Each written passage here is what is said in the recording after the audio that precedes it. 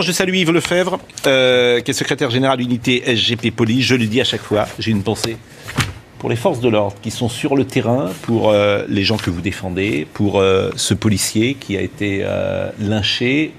J'imagine l'état d'esprit lorsque tu pars travailler le samedi matin en ce moment, de toutes les forces de police. On l'a dit tout à l'heure, c'est parfaitement intolérable ce qui se passe actuellement en France. Merci de le rappeler, Pascal Praud. C'est vrai que vous apportez systématiquement, et je m'en félicite à chaque fois, votre soutien aux forces de l'ordre, qu'elles soient de la police ou de la gendarmerie.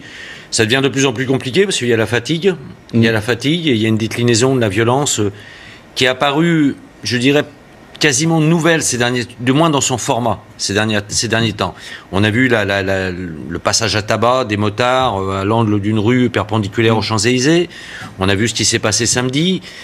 On avait vu ce qui s'était passé au pied de l'Arc de Triomphe, où là, franchement, on arrive. Alors, je ne veux pas citer une personne qui passe son temps à me citer maintenant sur Twitter depuis hier au soir, mais je vais quand même le dire. Parler de Jean-Luc Mélenchon, c'est ce qu'il appelle, lui, du corps à corps. C'est proprement parler scandaleux. Et cette violence, on sent véritablement qu'on veut en découdre.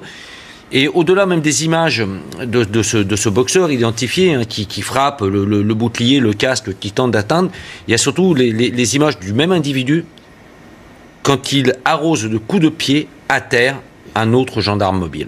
Là, franchement, c'est encore plus marquant, parce que là, il est véritablement dans un déferlement de haine. Là, on peut, à la limite, bon, il est bien évidemment, il y a la haine quand il est au coup de poing, mais c'est à terre, là, il est...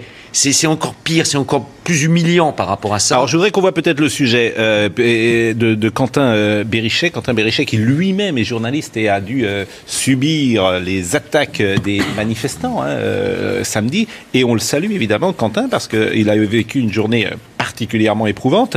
Quentin Berichet, la traque du boxeur.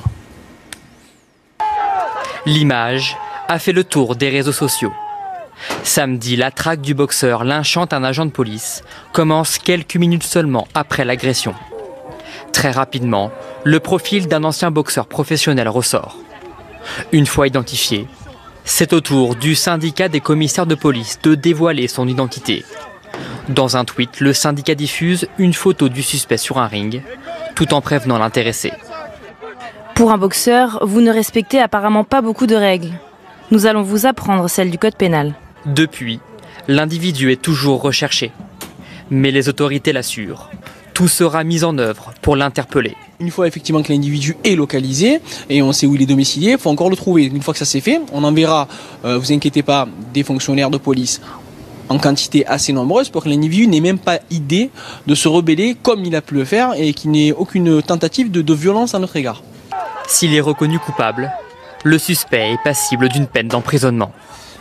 Yves Lefebvre, il aurait plutôt intérêt à venir se rendre aujourd'hui, parce que là, il aggrave son cas, si j'ose dire, alors que s'il venait et qu'il plaidait coupable en disant, ben voilà, j'étais dans un état second... Je pense qu'il appellerait une certaine clémence des magistrats, des juges en la matière. Du moins, là, on sait qu'il risque entre 3 et 5 ans maximum de peine d'emprisonnement, parce qu'on est quand même sur des violences volontaires aggravées contre, en l'occurrence, là, un gendarme, mais un policier ou un gendarme. Un gendarme qui a eu 15 jours d'ITT. Qui a eu 15 jours d'ITT, d'interruption totale de travail.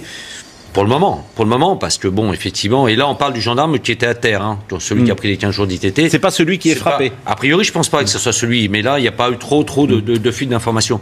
Non, mais manifestement, aujourd'hui, cet individu ferait mieux de se rendre, voilà, clairement, en disant, ben voilà, je reconnais les faits, il serait condamné, mais le fait déjà de reconnaître les faits, de reconnaître sa culpabilité, aurait bien évidemment un effet, je dirais, pour le moins, pour adoucir, sinon adoucir, mais au moins tendre à avoir une peine plus en adéquation. Yves Lefebvre, qui connaît le maintien de l'ordre. Entendons bien.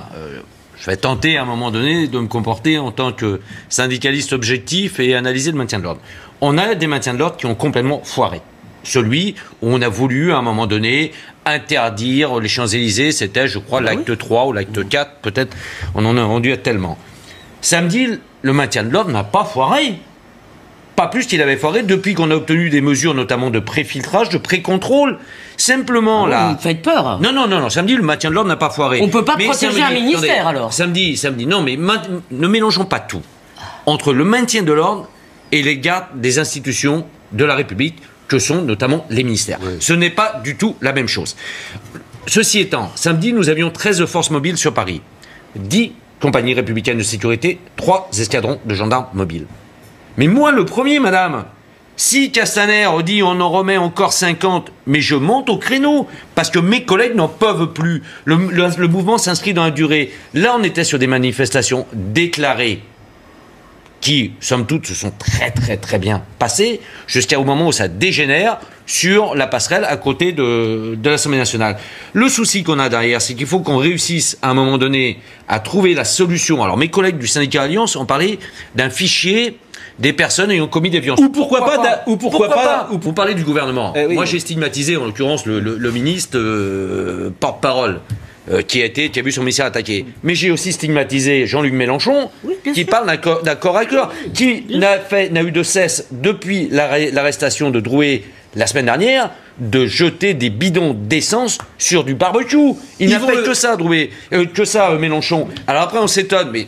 Merde, il a quand même été numéro 4 aux élections présidentielles. Je suis d'accord avec vous, Jean-Luc Mélenchon est irresponsable. Complètement. La pause. Yves Lefebvre, je rappelle que vous êtes secrétaire général unité SGP Police FO. Est-ce que le commandant de police était dans son droit?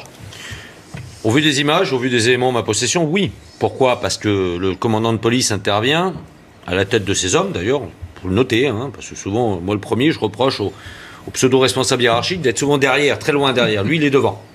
Voilà. Il intervient avec un type connu des services de police, connu des services de justice sur la plateforme toulonnaise, qui tient à la main un tesson de bouteille. Alors, mais il le savait, ça, par exemple, qu'il était connu des services de police? Ah, mais bien sûr, puisqu'il le reconnaît. C'est un commandant qui a énormément d'expérience, qui est sur le terrain, et tous ces hommes, si vous voyez, ils dirigent toutes les unités dites spécialisées. Hein, on a les BAC, la compagnie d'intervention et autres.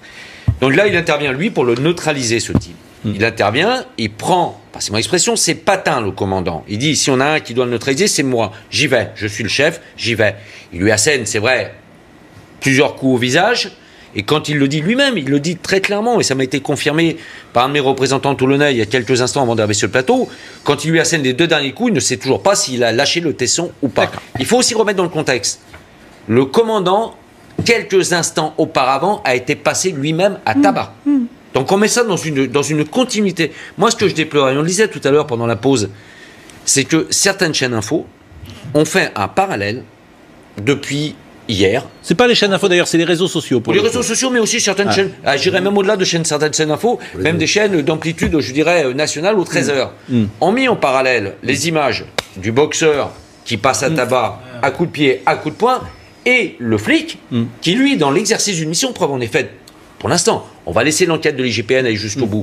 Mais pour l'instant, le procureur de la République a été très clair. Pour lui, il y a proportionnalité dans la riposte par rapport au risque d'attaque ou à l'attaque subie. Donc je ne vois pas. Là, on est en train d'alimenter, si vous voulez, la polémique de gens, même de femmes qui ont manifesté hier, qui parlent de pleine bonne volonté, mais qui ont même des panneaux. Aurais-tu le courage, je suis ta femme, tu devrais avoir honte d'être CRS pour tes enfants.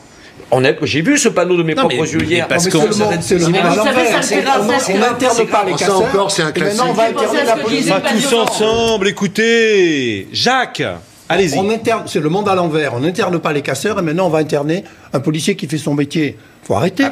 Faut arrêter, ça dérive de tous les côtés. Ça me rappelle ce que Pasolini disait. On n'est pas en train de l'interner. Il disait aux jeunes gens qui se battaient contre les policiers en 68, il disait n'oubliez pas que les enfants du peuple, dans l'affaire, ce sont souvent les policiers. Alors là, il y a des enfants du peuple des deux côtés. Mais moi, ce qui m'a frappé, par exemple, aussi dans les manifs, on dit beaucoup ça, on dit le 31 décembre, il y a 500 voitures brûlées, on nous annonce ça comme ça, pas un mot. On n'a pas un mot du gouvernement pour nous dire ça ne peut plus durer, ça ne va pas, c'est des factieux, c'est la République, etc.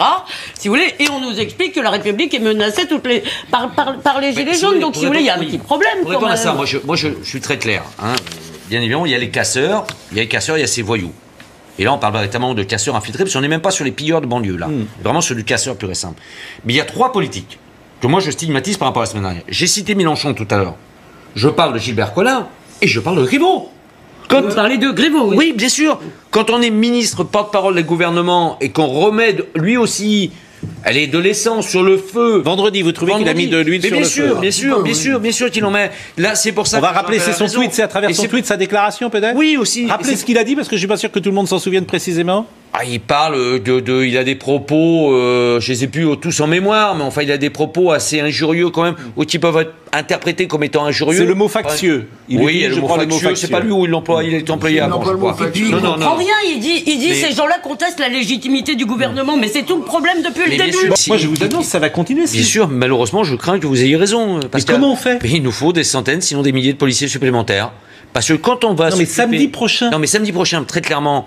Est-ce qu'il faut interdire la manifestation? Mais qu'elle soit interdite ou pas, elle aura lieu. C'était la première samedi-là qui était déclarée. Jusqu'à présent, ils ont toujours manifesté sans autorisation. Et on tolérait parce qu'il y avait l'effet de masse et l'effet médiatisé, on ne pouvait pas les empêcher. Mais comment voulez-vous arrêter les gens? On peut pas interdire. Mais on pouvait l'interdire.